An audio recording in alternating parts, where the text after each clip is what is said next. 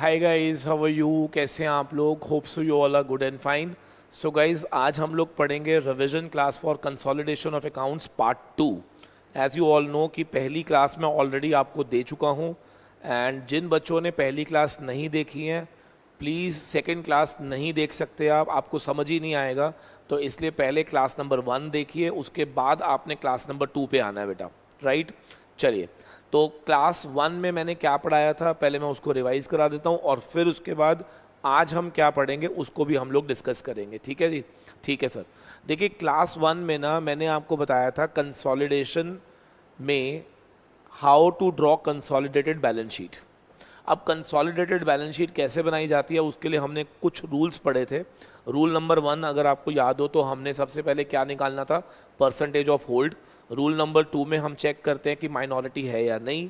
Rule number 3 में मैंने आपसे कहा था कि होल्डिंग की किताबों में इन्वेस्टमेंट इन सब्सिडरी कंपनी और सब्सिडरी की किताबों में शेयर कैपिटल, P&L और उसके रिजर्व्स, ये चार चीज़ों को हम लोग कभी भी CBS में नहीं लेके जाते। इन चारों चीज़ों की मदद से हम MI निकालते हैं और COC, कॉस्ट ऑफ कंट्रोल, जिसको हम गुडविल बोलते थे, या कैपिटल रिजर्व निकालते हैं। Yes please, I am very sure इतना हम लोगों को याद है, तभी हम आगे बढ़ सकते हैं। ठीक है जी? देखो, एक चीज़ मैं आपको बता दूं, ये सबको मालूम है कि ये चैप्टर जो है बहुत डिफिकल्ट है। अब ये चैप्टर इजी अगर आप चाहते हो आपके लिए, तो फिर आपको इंश्योर करना पड़ेगा कि आपको पिछली वाली क्लास बड़े अच्छे से समझ आई होनी चाहिए।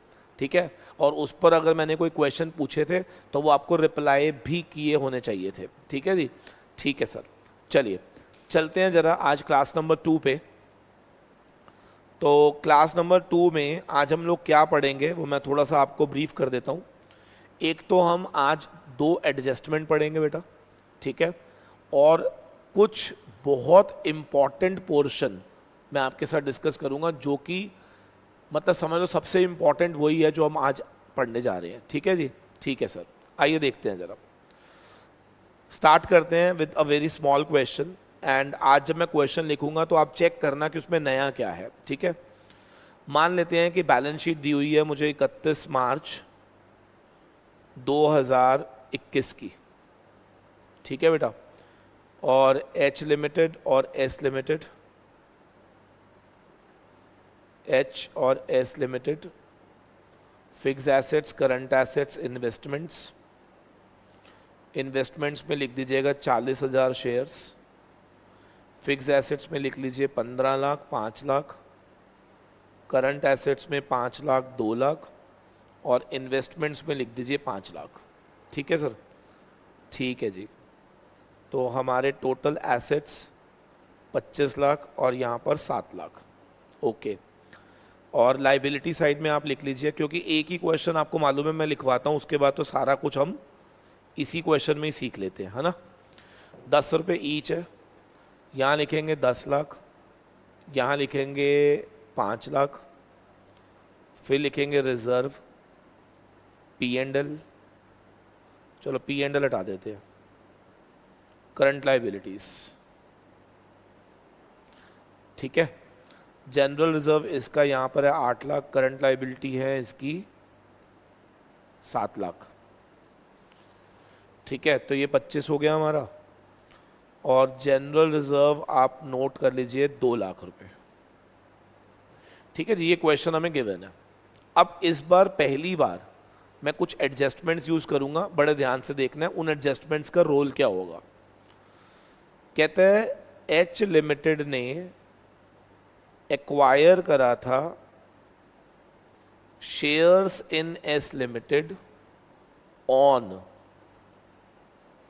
1 अप्रैल 2020। बस ये आप नोट कर लीजिए, फटाफट से क्वेश्चन नोट कर लीजिए और फिर देखिए कि इसकी वजह से क्या क्या होने जा रहा है।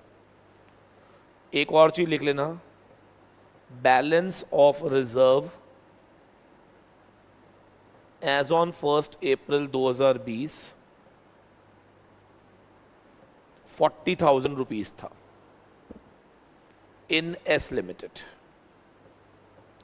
फटाफट से नोट करेंगे। I am giving you 1 minute, क्योंकि क्वेश्चन एक ही कराना है मुझे। आपको मालूम है कि मैं एक ही क्वेश्चन में अब सारे कॉन्सेप्ट सिखा दूंगा आज, जो भी सिखाना है मुझे। जितना भी मुझे सिखाना है इसी क्वेश्चन के अंदर सब कुछ सिखा दूंगा मैं आपको। समझ रहे हैं आप? क्वेश्चन ज़्यादा करने नहीं होते, एक ही क्वेश्चन में कॉन्सेप्ट क्लियर हो जाते हैं अगर आपको चीज़ों को पढ़ना आ जाए तो that is more important to understand this chapter. चलिए अब पेन डाउन करेंगे जरा, मैं आपके साथ डिस्कस करूंगा, ध्यान से देखेंगे सारे। इस क्वेश्चन में सबसे पहले आपको क्या देखना है कि बैलेंस शीट दी हुई है 31 मार्च 2021 की, और आपने इसके शेयर खरीदे थे 1 अप्रैल 2020, यानी कि आपने शेयर खरीदे थे साल के बिगिनिंग में। तो मैं रिपीट करूंगा, हमने एक्विजिशन कब करी है? साल के शुरुआत में ही कर ली थी। बस ये ध्यान रखना है आपने। 3 तरह के क्वेश्चन होते हैं, या तो एक्विजिशन एट द एंड यानी कि at the time of balance sheet होता है, या शुरू में होता है, या बीच में होता है। आप चेक कर लेना, पर कल वाली क्लास में मैंने जितने भी क्वेश्चन कराए हैं सब में आप एक बार दोबारा देख लो, जिस दिन की बैलेंस शीट है ना उसी दिन मैंने आपसे शेयर एक्वायर करवाए थे। तो इसका मतलब आपने जो कल जितने भी क्वेश्चन करे थे, 5-7 जो भी क्वेश्चन करे थे, सब क्वेश्चंस में एक चीज कॉमन थी, date of balance sheet and date of acquisition both were same. आज हम जितने भी क्वेश्चन करेंगे उसमें डेट ऑफ एक्विजिशन या तो साल के शुरू में होगी या बीच में होगी। ये नया है आज की क्लास का। अब इससे क्वेश्चन पे क्या फर्क पड़ेगा वो हमें सीखना है। अगर आप सीख गए तो समझ लो आज की क्लास हमारी पूरी क्लियर हो गई। ठीक है जी, ठीक है सर। तो मैंने कहा हमने एक्वायर कब किया? इस बार साल के शुरू में करा। ऐसा भी क्वेश्चन आएगा जब मैं एक्वायर कब कराऊंगा? साल के बीच में कराऊंगा। ठीक है ना, वो भी देखेंगे अब। ठीक है सर। अब मेरा क्वेश्चन है, रूल नंबर 1, रूल तो वही रहेंगे। बताओ क्या होता है? Percentage of hold. तो बताओ मुझे परसेंटेज ऑफ होल्ड कैसे निकलेगा? सर वेरी सिंपल, अब तो मेरे ख्याल से आता है यार हमें। इस क्वेश्चन में percentage of hold 40,000 share out of 50,000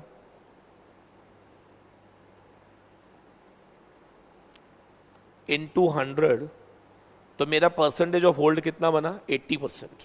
बहुत बढ़िया। रूल नंबर 2, MI निकालो। सर वो तो निकल आएगा 20%। बहुत बढ़िया। रूल नंबर 3, 3 चीज़ों को हमें CBS में नहीं लेके जाना, 4 चीज़ों को। एक, होल्डिंग की इन्वेस्टमेंट जो कि कितनी है? 5 लाख। सब्सिडरी की कैपिटल जो कि कितनी है? 5। और सब्सिडरी का रिजर्व एंड P&L था नहीं, खाली रिजर्व ले जाओ 2 लाख। आप चेक कर लीजिए, यही पढ़ाया था मैंने आपको, कुछ भी मैं चेंज ही नहीं कराऊंगा बेटा। आप हैरान हो जाओगे कि मैं वही पढ़ाऊंगा जो मैंने पढ़ाया था, और बड़े से बड़ा क्वेश्चन आराम से सॉल्व हो जाएगा। ठीक है जी, ठीक है सर। अब देखो जरा ध्यान से सारे, अब मेरा प्रश्न जरा ध्यान से सुनेंगे, सिर्फ रिजर्व पे ध्यान देना है।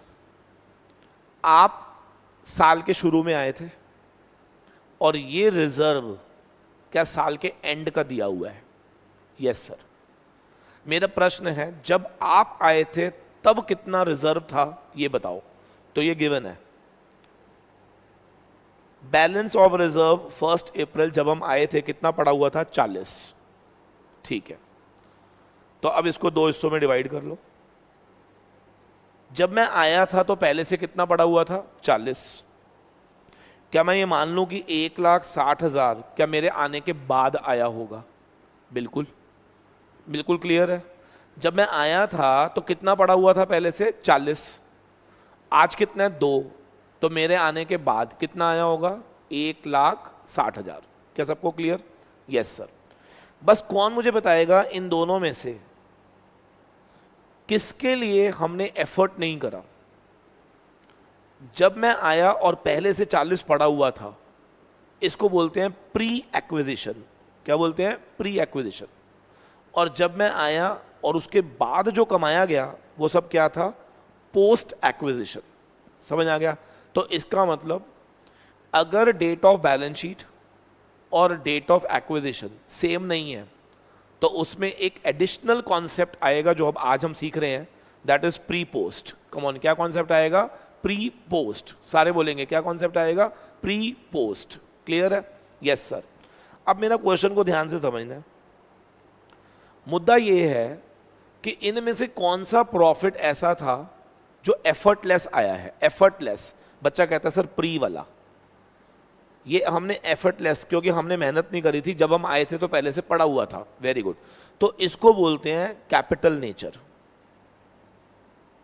क्या बोलते हैं इसको, कैपिटल नेचर, ध्यान रखना है, ट्रीटमेंट क्या होगा सब बताऊंगा, इसको क्या बोलते हैं, कैपिटल नेचर, ठीक है जी। बिना एफर्ट के कुछ मिल जाए तो उसको क्या बोलते हैं, कैपिटल नेचर, और मेरे आने के बाद अगर मेहनत करके कमाया गया है तो इसको बोलते हैं रेवेन्यू नेचर, क्लियर है, यस सर। अब शुरू करते हैं डिविजन्स, ओके सर। मुझे बताओ, सोच के बताना, कैपिटल में होल्डिंग का कितना और माइनॉरिटी का कितना है। बच्चा कहता है सर होल्डिंग का 80% है और माइनॉरिटी का 20% है, दैट इज 1 लाख रुपीज। बहुत बढ़िया, चलो प्री वाले प्रॉफिट में होल्डिंग का कितना माइनॉरिटी का कितना, सर वही 80-20, यस सर। तो इसका 80% निकाल लो 32,000 और 20% निकाल लो 8,000, सिंपल। रेवेन्यू वाले में भी 80% होल्डिंग का, 20% माइनॉरिटी का, तो 32 यहां लिखो और 148 ना 128 यहां लिख दो, मेरे ख्याल से क्लियर है, यस सर। अब हमें क्या करना है, ध्यान से सुनो, सारा माइनॉरिटी जोड़ दो, सारा माइनॉरिटी जोड़ दो, तो मुझे बताओ माइनॉरिटी इंटरेस्ट कितना हो गया, सर 1,08,000, 32,000, 1,40,000। याद रखना पेपर में MCQ पेपर है, तो वो आपसे क्या पूछेगा, MI निकालो, COC निकालो, कैपिटल रिजर्व निकालो, बस और कुछ नहीं पूछेगा, क्लियर है। तो क्या MI हमने निकाल लिया, यस सर बिल्कुल निकाल लिया। अब वो पूछेगा बताओ COC आया या कैपिटल रिजर्व आया। अब यहां पे हमें कुछ सीखना है, ध्यान से सुनो। क्या हमने पैसा कितना लगाया था, 5। याद करो मैंने एक शब्द बोलता था, मैंने कल की क्लास में एक वर्ड यूज किया था, ध्यान से सुनो। क्या 5 लाख लगाकर मुझे फ्री में क्या मिला, एफर्टलेस क्या मिला, एफर्टलेस। बताओ फ्री में क्या मिला, सर एक तो 4 लाख की कैपिटल मिली, 5 लगा के 4 लाख का सामान तो मिल गया, अभी भी 1 लाख का नुकसान हो रहा है, और क्या मिला। बच्चा कहता है सर 32,000 का फ्री में रिजर्व मिला, फ्री में रिजर्व मिला, तो वो भी लेस कर दो, फ्री वाला रिजर्व माइनस कर दो, तो कितना आएगा यहां पर 68,000। बच्चा कहता है सर ये भी माइनस करो ना, नो ये फ्री में नहीं मिला, ये 128 आपने एफर्ट करके कमाया है। और याद रखना जो आप एफर्ट करके कमाओगे ये कंसोलिडेटेड बैलेंस शीट में ऐड हो जाएगा, याद रखना। सर कल तो नहीं करा था, बिल्कुल सही। कल क्यों नहीं करा था समझो, कल इसलिए नहीं करा था क्योंकि कल वाले जितने भी क्वेश्चन थे उसमें date of balance sheet and date of acquisition same था, तो क्या सारा ही प्री था, हाँ क्योंकि सारा प्री था तो मैंने प्री पोस्ट में डिवीजन भी नहीं करा और मैंने सारा का सारा यहां पर एडजस्ट कर दिया था। आई होप सो 1 स्टेप ऊपर आ गए अब आप। इसका मतलब सर आप ये कहना चाह रहे हो कि COC और कैपिटल रिजर्व निकालते समय सिर्फ हमें कैपिटल नेचर के ही रिजर्व और P&L को देखना होता है, यस। और कैपिटल नेचर का रिजर्व और P&L कौन सा होता है, जो आपने एफर्टलेस कमाया होता है। याद रखना जब आप कोई चीज एफर्टलेस कमाते हो तो वो इन्वेस्टमेंट में से माइनस हो जाती है, और जो आप मेहनत करके कमाते हो ना वो रेकरिंग नेचर की होती है, वो हमेशा बैलेंस शीट में चली जाती है। वो हमेशा कहाँ चली जाती है, बैलेंस शीट में। इसका मैं एक एग्जांपल दे देता हूँ, ध्यान से सुनना। एक बच्चा मेरे पास आया, उसने मुझे कहा कि सर मुझे एक बात बताओ, मुझे आपसे पढ़ना है, फीस बता दो। मैंने कहा 12,000 फीस है। उसने कहा ठीक है, उसने 12,000 दिए, वो अंदर आ गया, और जैसे ही वो अंदर आया ना मैंने उसको 5,000 रुपये की स्टेशनरी दे दी। मुझे बताओ क्या इसके लिए उसने कुछ एफर्ट करे, नो। जब वो बाहर निकला उससे पूछा कि तेरे को बता क्लासेस कितने की कॉस्ट करी, तो वो क्या बोलता है पता है, 12,000 में से 5,000 का सामान फ्री में मिला, तो मुझे ये कोचिंग 7,000 की कॉस्ट करी। बिल्कुल, तो वही चीज अब हम यहाँ डिस्कस कर रहे हैं। देखो 5 लाख लगा के 4 लाख की कैपिटल मिली, कितना बचा 1। क्या फ्री में 32,000 का रिजर्व भी मिला, तो कितना बचा 68। तो क्या ये 68 अभी भी लॉस था, क्योंकि ये कैपिटल नेचर लॉस है तो इसको हम कॉस्ट ऑफ कंट्रोल या गुडविल का नाम दे सकते हैं। सिंपल, समझ आ गया। तो ये एमआई हो गया, ये हो गया। और 128 कहाँ जाएगा, कौन बताएगा? सर ये कंसोलिडेटेड बैलेंस शीट में जाएगा। कंसोलिडेटेड बैलेंस शीट में जाएगा जब आप रिजर्व, इधर देखो, जब आप रिजर्व लोगे ना, होल्डिंग का 8 और 128 इसमें प्लस कर देना। तो मैं आपको वो भी बना के दिखा देता हूँ। ये देखो कंसोलिडेटेड बैलेंस शीट बना के दिखा देता हूँ ताकि आपको ये भी समझ आ जाए कि देखो ये कैसे मैच करेगी। अब कंसोलिडेटेड बैलेंस शीट आपको देखो, वैसे तो वर्टिकल होती है, मुझे भी मालूम है, बट मैं बार बार बोल रहा हूँ वर्टिकल बनाऊंगा ना तो तुम्हारा ध्यान सिर्फ बैलेंस शीट बनाने में चला जाएगा और कॉन्सेप्ट सीखने में नहीं जाएगा। ठीक है ना? तो पहले कॉन्सेप्ट सीख लो। वर्टिकल और हॉरिजॉन्टल तो आपके लिए मैटर ही नहीं करती। क्यों? क्योंकि आपके पेपर में तो बैलेंस शीट बनानी ही नहीं है हमें। ठीक है ना? एमसीक्यू पेपर है। हाँ सर बिल्कुल ठीक है। तो मुझे बताओ शेयर कैपिटल कितनी लिखूंगा मैं? सर 10 लाख। जनरल रिजर्व बताओ कितना लिखूंगा? सर 8 + 1 28। अब ये 1 28 कौन सा समझ आ गया ना? पोस्ट वाला। ठीक है सर, यानी कि आप कह रहे हो सर 9,28,000 आएगा। बिल्कुल आएगा। करंट लाइबिलिटीज कितनी आएंगी? 9 लाख ना 7 लाख सॉरी।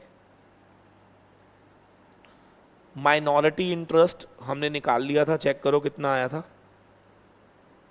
140 और गुडविल 68।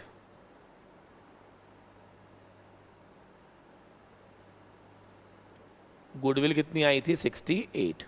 फिक्स्ड एसेट तो दोनों के क्लब हो जाएंगे, 20 लाख के हो जाएंगे। करंट एसेट भी क्लब हो जाएंगे 7 लाख के। अब आप ऐड कर दीजिए, you will see answer is same. ठीक है ना? करके देख लो। 10 9 19, 19 और 7 26, 27, 27,68,000 और इसको जोड़ो 27,68,000। That's it, over. पल्ले पड़ गया? यस सर, बिल्कुल समझ आ गया, बहुत बढ़िया।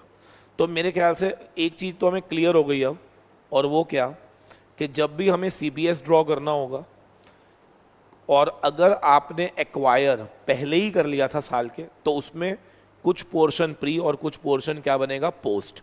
और जब प्री और पोस्ट बनेगा तो प्री वाला तो आप यूज करोगे जैसे हमने कल करा था, पोस्ट वाले को उठाकर होल्डिंग के शेयर को कहाँ फेंक देना? सीबीएस में। बाकी सारा सेम, जैसे हमने कल पढ़ा था बाकी सारा सेम। ठीक है जी, वेरी वेल डन। इसको प्लीज एक बारी जरा अगर आप फोटो ले लोगे तो ज़्यादा अच्छा है। मैं थोड़ा सा छोटा कर देता हूँ इसको, है ना? एक फ़ोटो ले लीजिए बढ़िया सी इसकी, क्योंकि आप नोट करोगे ना तो बहुत टाइम लगेगा।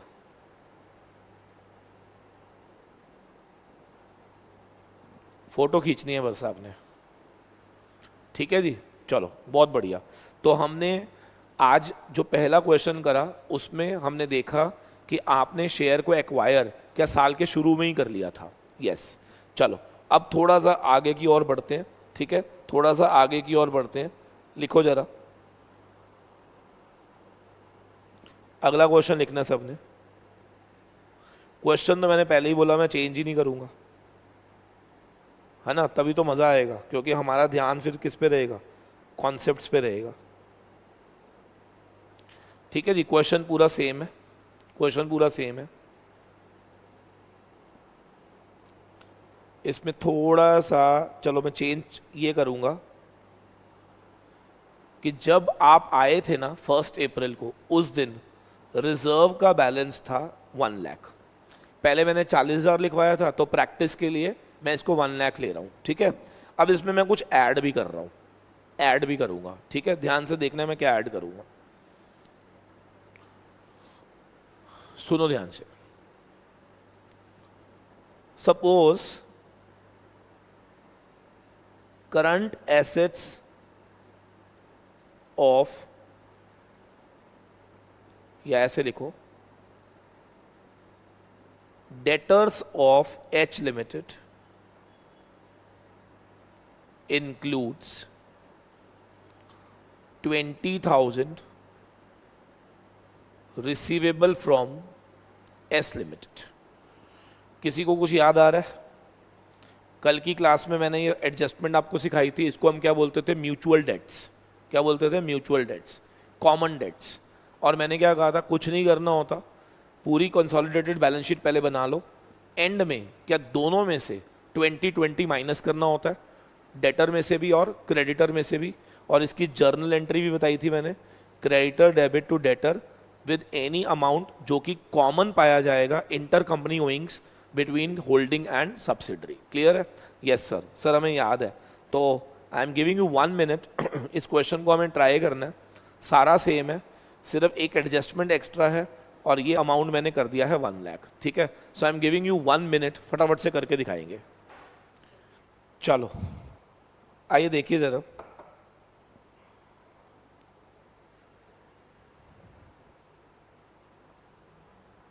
कैसे करेंगे सर इस क्वेश्चन को। बड़े ध्यान से देखना सबने। सबसे पहला क्वेश्चन वही है कि आपने एक्वायर कब किया, बिगनिंग में करा, ये तो कॉमन हो गया। परसेंटेज वही है 80, एमआई कितना 20, तो यहाँ तक तो सारा सेम है। ठीक है ना, ये मैं हटा देता हूँ। वो सारी चीज़ें जो सीबीएस में नहीं जाएंगी पहले आपने उनको कर दिया बाहर, राइट? ठीक है सर। इन्वेस्टमेंट कितनी करी है आपने? 5 लाख, राइट सर। कैपिटल कितनी थी? 5 लाख, और रिजर्व में कितना था? 2 लाख। और जब हम आए थे पहले से कितना पड़ा था? 1, और हमारे आने के बाद कितना है? 1। तो जब हमारे आने से पहले 1 पड़ा था तो क्या मैं उसको प्री बोल सकता हूँ? यस। हमारे आने के बाद 1 यानी कि वो पोस्ट हो गया। बिल्कुल सर, ठीक है। अब मैंने क्या कहा था, प्री पोस्ट करने के बाद क्या होल्डिंग ऑन माइनॉरिटी में क्या हम डिवीजन कर देंगे? बिल्कुल कर देंगे सर। बताओ, होल्डिंग में 80% आएगा 4 लाख, माइनॉरिटी में 2 लाख।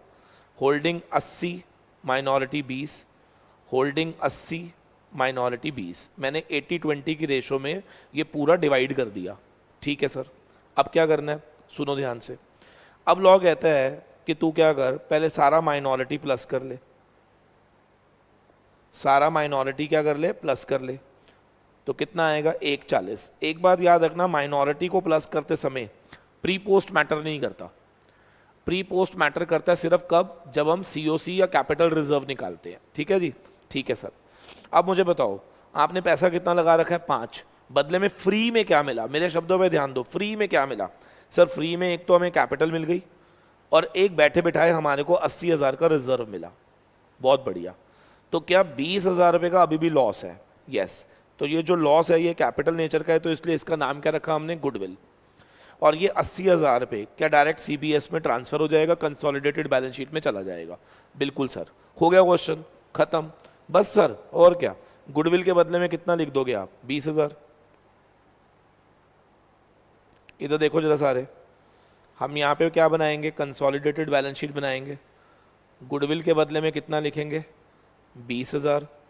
फिक्स्ड एसेट्स तो जुड़ जाएंगे 20 लाख के, करंट एसेट जुड़ जाएंगे 7 लाख के, current liability 7 lakh, share capital में सिर्फ होल्डिंग का आएगा, और जनरल रिजर्व में ये तो 8 आएगा ही आएगा, प्लस सीबीएस वाला यानी कि पोस्ट वाला भी इसमें आ जाएगा, जो कि कितना था? 80,000। तो ये हो जाएगा 8,80,000। क्या यहाँ तक तो ओके रिपोर्ट है? बिल्कुल। अब मैंने एक पॉइंट और लिखवाया था, दैट वाज इंटर कंपनी ओइंग्स। मैंने क्या कहा था? मैंने 20,000 आपसे लेने हैं, तो आपने 20,000 मुझे देने होंगे, तो क्या मेरे डेटर आपके क्रेडिटर में थे? यस। तो इसको बोलते हैं म्यूचुअल ओइंग्स। तो कौन बताएगा? क्या करंट एसेट में से भी 20 माइनस कर देना, करंट लाइबिलिटी में से भी 20 माइनस कर देना, ये 680 हो जाएगा, ये भी 680 हो जाएगा, and that's all with the question. Question खत्म भी हो गया हमारा। अब आप ऐड करके देख लीजिए, you will get your answer. कुछ समझ आया? यस सर, ये तो बड़ा आसान है सर, बहुत आसान ही है यार, ये बहुत आसान है, ट्रस्ट मी, बहुत आसान है। ठीक है जी। तो अब इसको प्लस कर लेना, और यहाँ पर आप इन तीनों को प्लस कर लेना, तो you will get your answer. Lock कर दें इसको? Yes sir. चलो बहुत बढ़िया, बहुत बढ़िया। अब लिखेंगे जरा, थोड़ा सा मैं क्वेश्चन मेरे को लगता है मैं चेंज करता हूँ। ठीक है, तो लिखो क्वेश्चन नंबर 2। अब कुछ नया सीखेंगे हम। ठीक है लिखो जरा, हेडिंग डाल देंगे अनरियलाइज्ड लॉस, या ऐसे लिखो अनरियलाइज्ड प्रॉफिट ऑन स्टॉक। ठीक है। अब इसका क्वेश्चन, चलो मैं क्वेश्चन दिखाता हूं इसका। मेरे पास एक क्वेश्चन बुक में है, वो वाला करते हैं।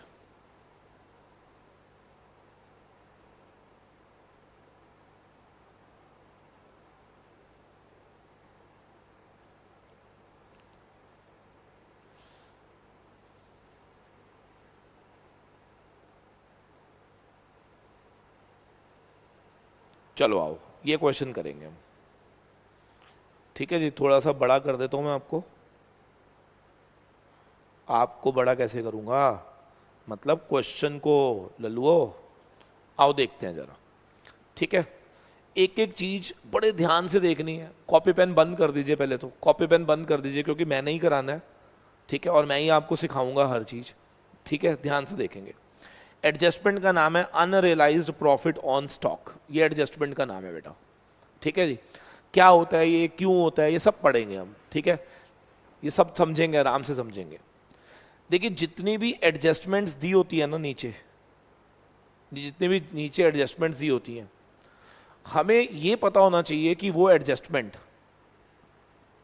सीबीएस कंसोलिडेटेड बैलेंस शीट बनाने के बाद करनी है या पहले करनी है, बस ये पता होना चाहिए। अगर तो आप मुझे ये बोल दोगे ना बाद में करनी है, जैसे कॉमन डेट, बताओ कॉमन डेट मैंने कब करा, जब मैंने सीओसी, कैपिटल रिजर्व, एमआई सब निकाल दिया, क्या एंड में बैलेंस शीट बनाते समय बस मैंने एडजस्टमेंट कर ली? हाँ सर। तो जो चीज सीबीएस बनाने के बाद लेस करनी होती है ना, वो बहुत आसान होती है।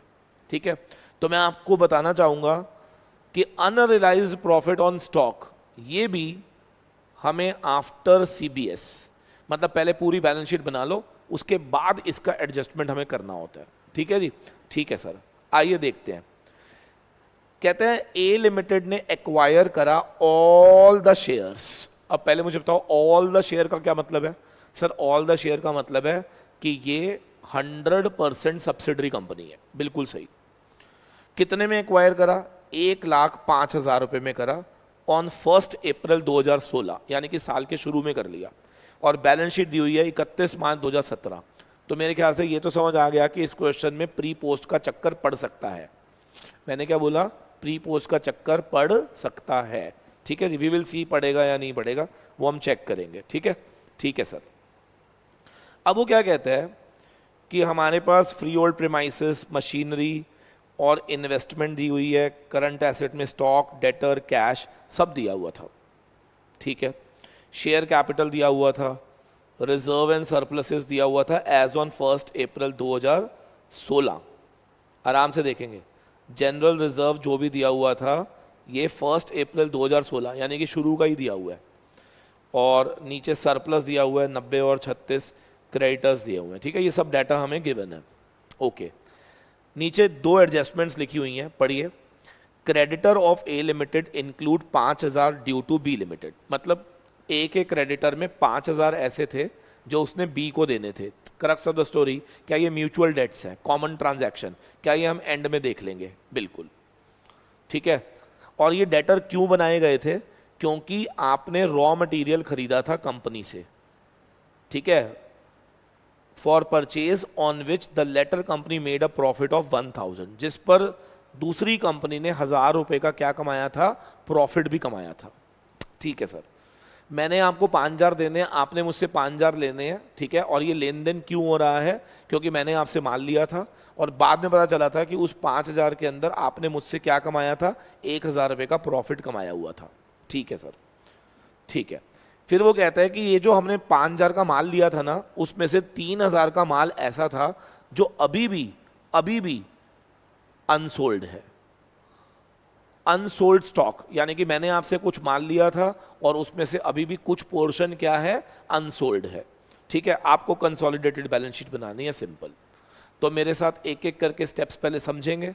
ठीक है, उसके बाद हम क्वेश्चन को ट्राई करेंगे। ठीक है, देखो पहले मुझे बताओ इस क्वेश्चन में परसेंटेज ऑफ होल्ड कितना होगा? सर आसान है, बिल्कुल ही 100%। तो एमआई तो है ही नहीं। ठीक है, कौन कौन सी चीज़ें बाहर जाएंगी?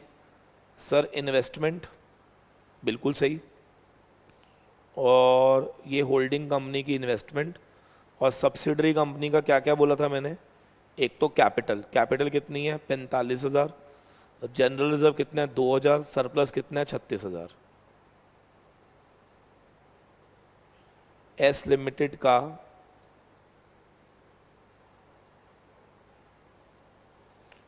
कैपिटल 45, रिजर्व 2000 और सरप्लस 36,000। ठीक है जी, ये सब दिया हुआ है। बट मेरा क्वेश्चन है, ये जो पूरा का, चलो अभी आप ही बताना, चलो क्या यहाँ तक क्लियर है? यस सर, बिल्कुल समझ आ गया।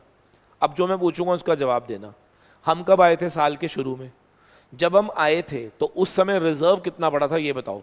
तो इन्होंने साफ लिखा हुआ है कि ये जो 2000 बैलेंस था ये 1 अप्रैल 2016 यानी कि उसी दिन का था जब आप आए थे। इसका मतलब उसके बाद कोई रिजर्व में पैसा ट्रांसफर नहीं हुआ। ठीक है सर। तो सर आप ये कहना चाह रहे हो कि ये पूरा का पूरा 2 मेरे आने से पहले पड़ा हुआ था? बिल्कुल। तो फिर पोस्ट में कितना गया? नील। तो पोस्ट में नील गया। ठीक है सर। अच्छा, सरप्लस के लिए उसने कुछ नहीं बताया, तो हम मान के चलेंगे कि पहले कुछ नहीं था। ठीक है जी, प्री में कुछ नहीं था। क्या सारा ही मेरे आने के बाद आया होगा? बोलो बेटा। सर ये तो क्वेश्चन ही खत्म हो गया। देखो कैसे, चेक कराता हूं। अभी हम करते थे होल्डिंग और माइनॉरिटी, इस क्वेश्चन में करना ही नहीं होल्डिंग माइनॉरिटी। क्यों नहीं करना? सर इसलिए नहीं करना होल्डिंग माइनॉरिटी क्योंकि इस क्वेश्चन में माइनॉरिटी है ही नहीं। हाँ सर बिल्कुल सही है। तो आप मुझे बताओ, 1,05,000 लगाकर आपको पहले तो 45,000 की क्या मिल गई? कैपिटल। पूरी कैपिटल मेरी है? यस, क्योंकि माइनॉरिटी है ही नहीं। Yes sir. तो 1,05,000 में से माइनस कर दीजिए 45,000, तो अभी भी मुझे कितने का लॉस हो रहा है? 60,000 का। 2,000 का रिजर्व क्या मुझे फ्री फंड में मिल गया? Yes sir. तो वो भी यहाँ से कर दो माइनस।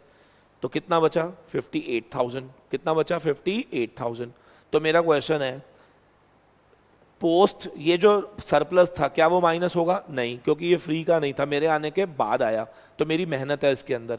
क्या ये सीबीएस में जाएगा? हाँ सर। तो मुझे बताओ फाइनली इस क्वेश्चन में गुडविल कितनी निकली? 58,000। एमआई कितना है? नील। और सीबीएस में प्रॉफिट कितना जाएगा? 36,000। मैंने अभी एडजस्टमेंट नहीं पढ़ी, क्या इतना हमें अच्छे से आ गया है? Yes sir. तो मुझे बताओ, देख के जरा, देख के बताना सबने। हाँ जी, ये वर्टिकल बैलेंस शीट बनी हुई है। सारे एसेट्स को हमने प्लस प्लस कर करके यहाँ पे दिखाया हुआ है। नोट्स टू अकाउंट्स में लेके चलता हूँ मैं आपको, वहाँ से आपको पता चल जाएगा नोट्स टू अकाउंट में इन्होंने क्या करा है। ठीक है ना? नोट्स टू अकाउंट्स में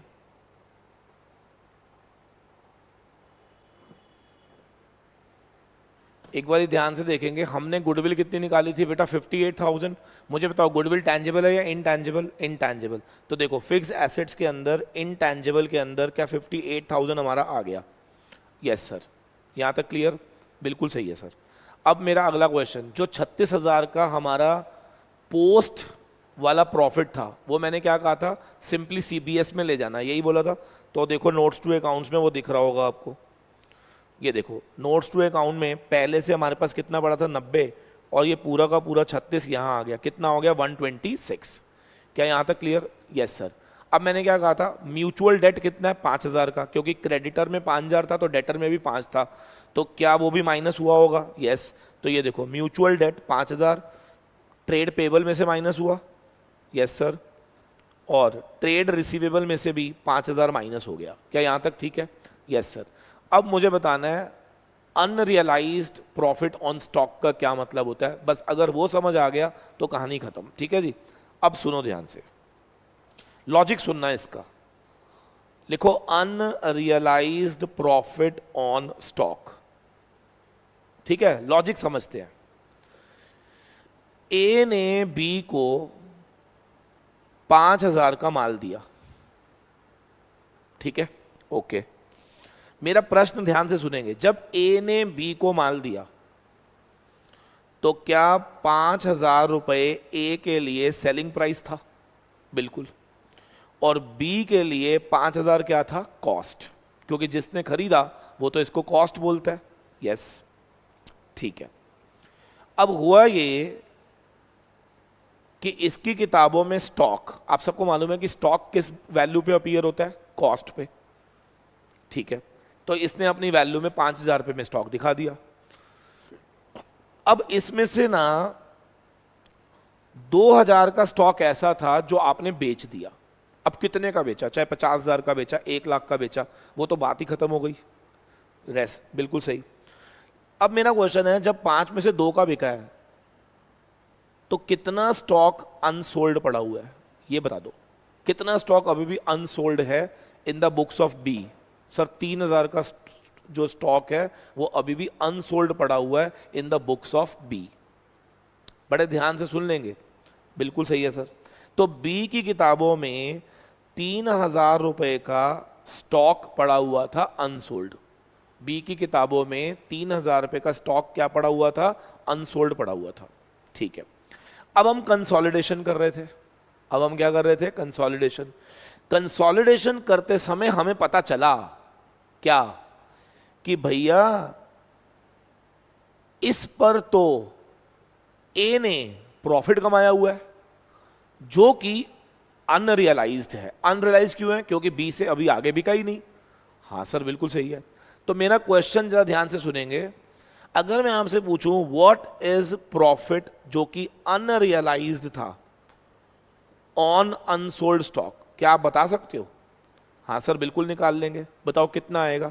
देखो सर, सर 5,000 के प्रॉफिट पे या 5,000 के टोटल माल पे आपने 1,000 रुपये कमाए थे। बिल्कुल। तो क्या इसका मतलब आप 20% का मार्जिन ले रहे थे? बिल्कुल। तो इस 3,000 का 20% 600 रुपये, 600 रुपये क्या कहलाएगा? सर 600 रुपये कहलाएगा unrealised profit on unsold stock. बिल्कुल सही जवाब, बिल्कुल सही जवाब। तो अब हमें क्या सिखाया जा रहा है? सीबीएस के रूल्स क्या हैं? कंसोलिडेटेड बैलेंस शीट में stock should always B at cost, लेकिन अगर हमें पता चल जाए कि इस 3,000 रुपये के अंदर 600 रुपये का ऐसा प्रॉफिट जुड़ा हुआ था जो अभी तक रियलाइज नहीं हुआ, तो अब हमें एक जर्नल एंट्री पास करनी है। और वो जर्नल एंट्री क्या है? लिख लीजिए। हम लोग पी एंड एल में से डेबिट करेंगे 600 रुपये, यानी कि पी एंड एल में से 600 रुपये माइनस टू स्टॉक 600 रुपये। मतलब ये एक जर्नल एंट्री पास करनी है हमें। P and L debit to stock 600 rupees. P and L debit to stock. चलिए, तो मेरे ख्याल से यहां तक हमें क्लियर हो गया। लेकिन मैं आपको बता दूं कि जितना भी मैंने अभी तक पढ़ाया है ना आपको, ये सिर्फ तभी होगा जब होल्डिंग ने माल बेचा होगा। किसको? सब्सिडरी को। ये ध्यान रखना है आपने। होल्डिंग ने किसको माल बेचा? सब्सिडरी को। तो अब सब्सिडरी से गलती क्या हुई है? सब्सिडरी से ये गलती हुई है कि उससे आगे माल सारा बिका नहीं, कुछ माल अनसोल्ड रह गया। कंसोलिडेटेड बैलेंस शीट में जब वो वापस आया तो होल्डिंग को ऐसा लगा, ओहो ये स्टॉक तो मुझे मालूम है कि सेल प्राइस पे है, तो उसको वापस कॉस्ट पे लाने के लिए क्या जितना प्रॉफिट अनरियलाइज था क्या वो उसने माइनस कर दिया। क्लियर है? Yes sir. तो I am giving you one question now, सबने ट्राई करना है। अब पेपर में एमसीक्यू में कैसे आएगा वो मैं आपको दिखा देता हूं। मान लो एक होल्डिंग कंपनी ने सब्सिडरी कंपनी को कॉस्टिंग 20,000 का माल फॉर 25,000 में सेल करा है। याद रखना, हम जितने भी क्वेश्चन फिलहाल कर रहे हैं उसमें होल्डिंग बेचेगी किसको? सब्सिडरी को। ठीक है सर। आउट ऑफ विच 5,000 रुपए का जो माल था ना वो अभी भी अनसोल्ड पड़ा हुआ है बेटा। उसमें से 5,000 का माल अभी भी क्या है? अनसोल्ड। आपको बस ये बताना है कि इसमें अनरियलाइज्ड प्रॉफिट कितना है, नंबर 1, और what will be the journal entry. ठीक है, तो मैं ही कराऊंगा, ध्यान से देखेंगे। क्या करना है आपने? हमेशा सबसे पहले आपने निकालना है percentage of profit on selling price. हमेशा याद रखना, मुझे परसेंटेज ऑफ प्रॉफिट हमेशा किस पे चाहिए? सेलिंग प्राइस पे। तो मुझे बताओ, होल्डिंग ने 5,000 कमाया on selling price of 25,000 into 100। क्या मैं मान लूँ कि कंपनी ने 20% का प्रॉफिट कमाया, होल्डिंग ने प्रॉफिट कितना कमाया? 20%। ठीक है सर। अब अनफॉर्चुनेटली ये हुआ कि ये जो 20,000 का 25 वाला जो माल था उसमें से 20 का तो बेच दिया उसने, लेकिन 5,000 का अनफॉर्चुनेटली पड़ा रह गया। अब तुम सोच के बताओ, जब सीबीएस बनेगी तो ये 5,000 का कंसोलिडेटेड बैलेंस शीट में दिखेगा, और जैसे ही दिखेगा होल्डिंग कंपनी क्या बोलेगी? अबे तेरी तो इसका मतलब सारा बिका ही नहीं। अगर सारा बिका ही नहीं तो ये जो 5,000 रुपये का माल बच गया है, क्या इसका प्रॉफिट आज भी अनरियलाइज है? बिल्कुल।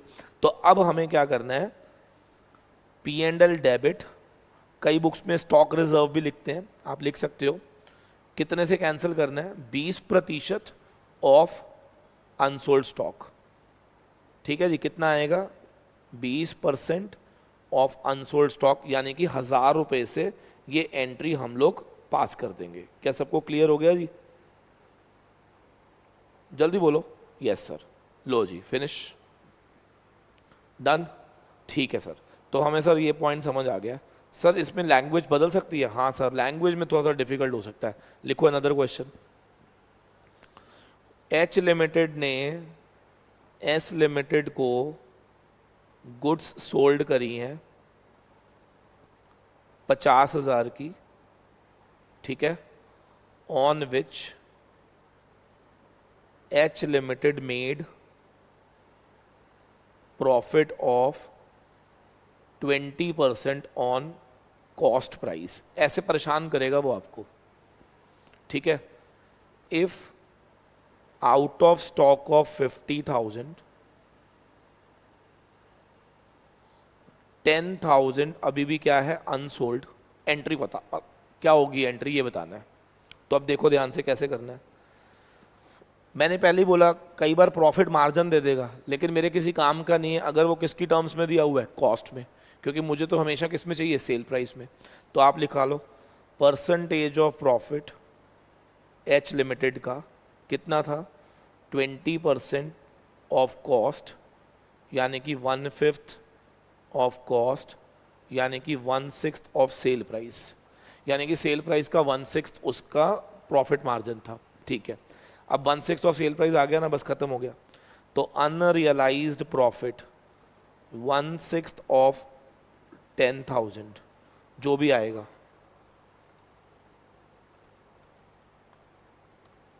कितना आएगा सर? 1667। ये हमारा क्या निकल आया? अनरियलाइज्ड प्रॉफिट निकल आया। ठीक है, और इससे हम जर्नल एंट्री पास करेंगे, P and L account debit to stock reserve 1667। बस सिंपल है यार। Profit margin should always be in terms of percentage of sales. Cost दिया हुआ है तो पहले सेल बनाओ, अगर दिया ही सेल होता तो क्या मैं एज इट इज पिक कर लेता? बिल्कुल। क्या सबको क्लियर है? हाँ सर, समझ आ गया। सर एक बात बताओ, ये जितने भी आप क्वेश्चन करा रहे हो, आप बार बार ये बोल रहे हो कि होल्डिंग ने किसको बेचा था? सब्सिडरी को। सर लेकिन अगर उल्टा हो गया तो? चलो उल्टा हो जाए तो क्या होगा, ये दिमाग तुमने लगाना है। अगर सब्सिडरी ने माल बेचा होता होल्डिंग को, अब सोचना है आपने, ठीक है ना, सोचना, दिमाग लगाना है आपने। सब्सिडरी ने किसको माल बेचा होता? होल्डिंग को बेचा होता, ठीक है। तो क्या हुआ होता, ध्यान से सुनो। मान लो 25,000 का माल बेचा है हमने, ऑन विच सब्सिडरी ने 20% ऑन सेल प्राइस प्रॉफिट भी कमाया था, ठीक है। और होल्डिंग के पास अनसोल्ड पड़ा हुआ था, लेट्स से उसमें से 5,000 का माल अनसोल्ड था, ठीक है ना। इस बार मैंने उल्टा कर दिया, सब्सिडरी ने बेचा होल्डिंग को। पहले प्रश्न को सुनो, ध्यान से सुनो। मुझे एक बात बताओ, क्या सब्सिडरी ने जब बेचा होगा होल्डिंग को 25,000 रुपये का, जिसपे 20% प्रॉफिट था, तो मैं मान के चलता हूं 5,000 का प्रॉफिट क्या सब्सिडरी अपने पी एंड एल में ले गई होगी? हाँ सर। जब सब्सिडरी के पी एंड एल में गया होगा तो वो किस किस को मिला होगा? सर एक तो होल्डिंग को मिला होगा और एक माइनॉरिटी को मिला होगा। बिल्कुल सही, ठीक है। अब हमें पता चला कि इस 5,000 रुपये का जो अनसोल्ड पड़ा हुआ था, 20%, 1,000 रुपये का प्रॉफिट अनरियलाइज्ड है। हाँ सर। तो कौन मुझे बताएगा अब गड़बड़ कहाँ पे हो रही है? गड़बड़ ये हो रही है कि ये 5,000 सारा होल्डिंग को थोड़ा मिला था। हाँ सर, ये होल्डिंग को नहीं मिला था, याद रखना। ये किस किस को मिला था? होल्डिंग और माइनॉरिटी को। तो अगर हमें पता चल रहा है कि 1,000 रुपये का प्रॉफिट तो अनरियलाइज था, रियलाइज ही नहीं हुआ, तो आपको नहीं लग रहा कि होल्डिंग और माइनॉरिटी दोनों में 1,000 रुपये एक्स्ट्रा बट गया है? बिल्कुल। तो अब हमें क्या करना है? क्या उन दोनों से 1,000 रुपये वापस लेने हैं? यस। तो आपने एंट्री क्या करनी है? लिख लो, होल्डिंग अपने लिए तो क्या लिख देगी? P and L debit, minority के लिए क्या लिखेगी, M I debit to stock reserve. कितने से, 1000 रुपये से स्टॉक कम कर दो, लेकिन पी एंड एल में कितना डेबिट करेंगे, जो होल्डिंग का शेयर होगा, मान लो 80% है तो 800, और 200 रुपये किससे चार्ज कर लो, एम आई से। तो इस तरह से हम लोग जर्नल एंट्री पास करेंगे। अगर सबसी ने माल बेचा होगा होल्डिंग को, और सबसी ने क्या गलती से अपनी किताबों में क्या प्रॉफिट ज़्यादा दिखाकर क्या होल्डिंग और माइनॉरिटी को दे दिया होगा, तो अब हम उन दोनों से वापस ले लेंगे उसी रेशो में जिस रेशो में हमने उनको दिया था। क्या सबको क्लियर? यस सर, बिल्कुल समझ आ गया। ठीक है जी। वैसे मैं आपको बता दूं कि ये वाली जर्नल एंट्री ना आती नहीं है पेपर में। पेपर में जब भी क्वेश्चन आता है ना तो होल्डिंग टू सब्सिडरी आता है, ये सब्सी टू होल्डिंग वाला नहीं आता। तो ज़्यादातर जब भी आप जर्नल एंट्री देखोगे तो कौन सी वाली देखोगे, P and L debit to stock reserve, ठीक है ना, ये वाली नहीं देखोगे आप। ठीक है, यस सर, समझ आ गया हमें, बहुत बढ़िया। तो sir unrealised profit on stock का कॉन्सेप्ट हो गया खत्म। ठीक है, एक आखिरी पॉइंट करा रहा हूं, बिल्कुल आखिरी, और अब हम आज की क्लास को खत्म करेंगे। ठीक है, लिखो जरा, एक बैलेंस शीट बनानी है आपने, एच लिमिटेड, एस लिमिटेड, और उम्मीद करूंगा कि कल हमारी शायद आखिरी क्लास हो इस पूरे चैप्टर की। ठीक है ना, क्योंकि अब बेस तो आपका बन ही गया, तो अब मुझे फास्ट तरीके से फटाफट से सब कुछ कराना है आपको। ठीक है सर, देखो, fix assets 10 lakh, 5 lakh, current assets 5 और 2, investment 40,000 shares for rupees 4.5 lakh. ठीक है, शेयर कैपिटल 10 लाख, 5 लाख, 10 रुपये each, general reserve 2,50,000, P and L के अंदर 4 लाख, 1.5 लाख, करंट लाइबिलिटीज के अंदर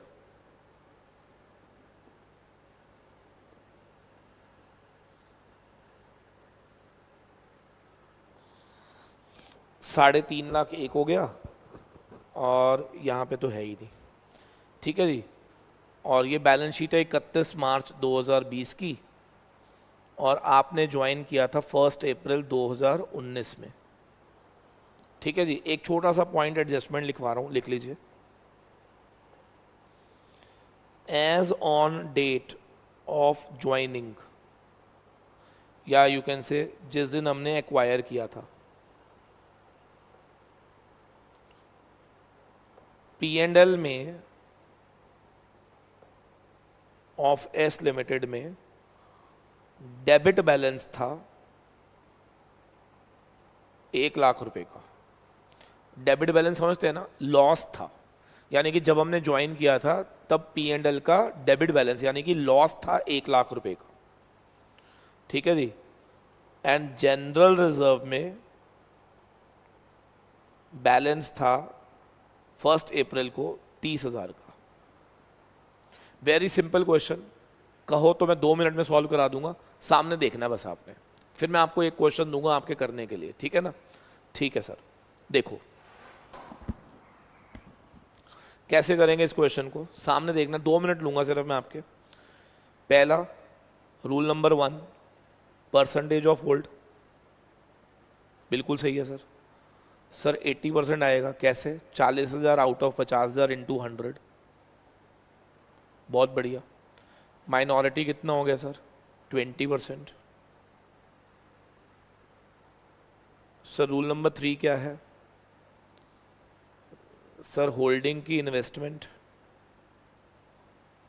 सब्सिडरी की कैपिटल, रिजर्व और पी एंड एल, तीनों निकाल दो। बताओ मैंने कितना इन्वेस्ट किया हुआ है, 4.5 लाख। कैपिटल कितनी है, 5। रिजर्व में कितना पड़ा हुआ है, 50,000।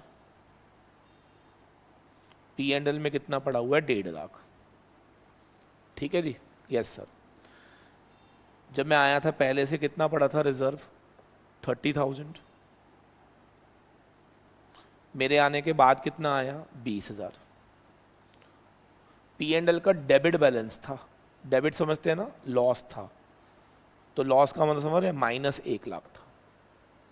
सोचने वाली बात है, आज 1.5 प्रॉफिट है, मेरे आने से पहले 1 लाख माइनस में था। क्या मतलब है इसका? मतलब ड्यूरिंग द ईयर आपने 2.5 लाख कमाया होगा। ड्यूरिंग द ईयर आपने कितना कमाया होगा? 2.5। तभी तो मेरे आने के बाद 2.5 कमाया, तभी तो वो 1 लाख का लॉस 1.5 लाख के प्रॉफिट में कन्वर्ट हो गया। हाँ सर। अब हमें क्या करना है, ये हमारा प्री पोस्ट हो गया, होल्डिंग माइनॉरिटी में डिवाइड करना है, राइट। होल्डिंग का कितना स्टेक है? 40%। माइनॉरिटी का कितना है? 20%। 80-20 सॉरी, 80 कितना आएगा इसका? 24। 20 कितना आएगा? 6। 80 कितना आएगा? 16। 20 कितना आएगा? 4। -80 -20, और यहां पर 2.5 लाख का 20% 50,000,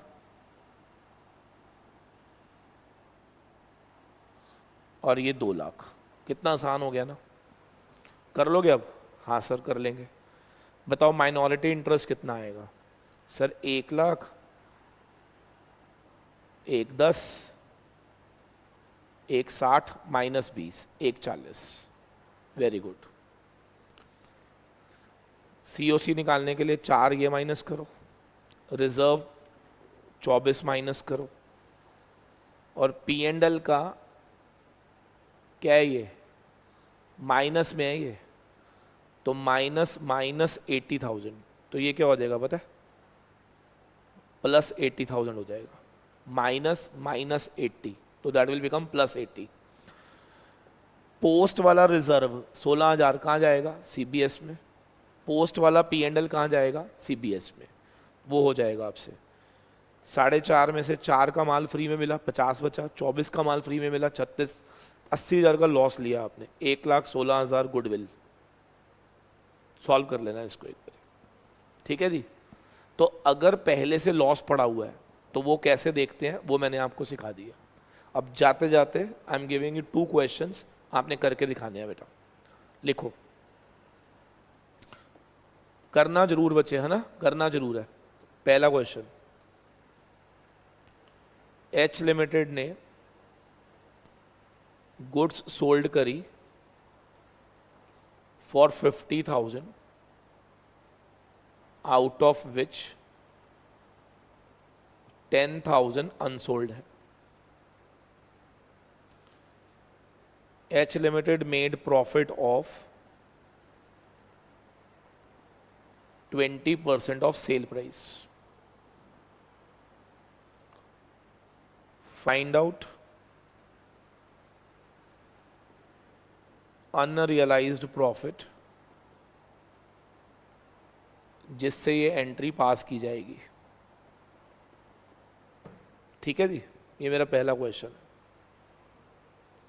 नोट कर लीजिए इसको। अभी आपने करना है कमेंट के अंदर मुझे आंसर दिखने चाहिए बेटा, ठीक है ना, तभी मेरे को लगेगा कि आप लोग बहुत सीरियसली पढ़ाई कर रहे हो, and then definitely I will work hard with you, है ना।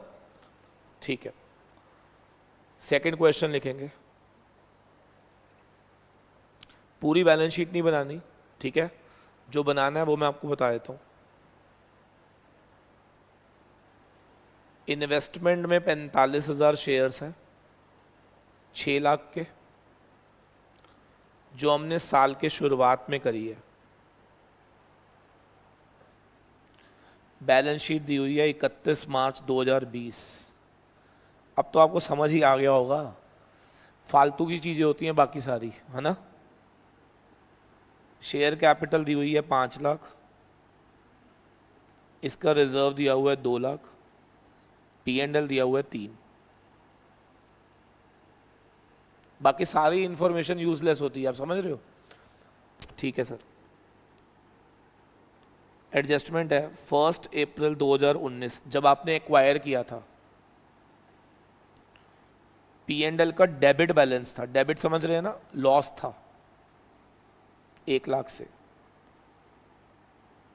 और जनरल रिजर्व 50,000 था पहले से ही। डेबिट बैलेंस का मतलब याद रखना लॉस होता है। क्या निकालना है आपने, MI, percentage of hold, COC या कैपिटल रिजर्व, जो भी आएगा, ठीक है, ये आपको निकालना है। सर अगर आपको निकालना आ गया तो फिर इसका मतलब आज की क्लास हमारी बहुत अच्छे से आपको समझ आ गई है, ठीक है। पूरी कोशिश करूँगा कि कल आपको ये चैप्टर मैं ख़त्म करा दूँ, ठीक है जी। चलो, थैंक यू वेरी मच, मिलते हैं आपसे कल, but I want answer of these 2 questions, है ना। चलो, थैंक यू वेरी मच।